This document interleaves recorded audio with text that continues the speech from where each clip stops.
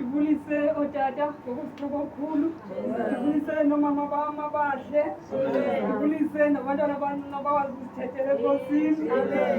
Wathi moseyatala utata yimama wathi sibothi abantwana bakwazi ukuzithethela.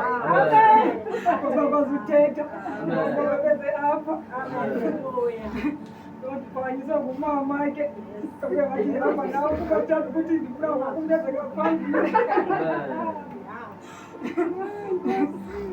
Sizobulela amandla kaThixo. Sibonga uba ngokuvusa ngoba ndivele ndingazazi nam ukuthi ndizawuvuka namhlanje.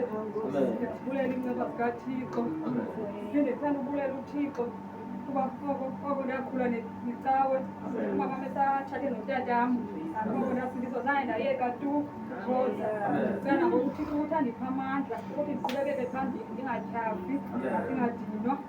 Ndibulela ngumntasekhaya lo usuka nayo ukhula kwakhe nayo oko acawe ngoku engqondweni yakhe uyayithanda uvela athi mama ndifuna ecaweni mna. Ndiyambonga usomati asahlale senza njalo simthanda angayeki. Halleluya. Ndithanda ubulela caba kule thempeleyo befumene oo-7 qha.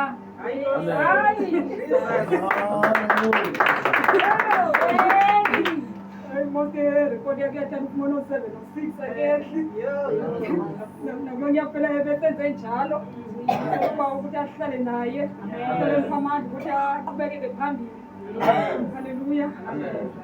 Nawe ke mntu ungekenzelwa nto nguThixo liyenza ixesha lakho ngoba uthi uThixo ezini lakhe yonke into inexesha layo. So nawe ke liyenza ixesha lakho mzalwane wam ungatyhafi ungadinwa. Ndishinga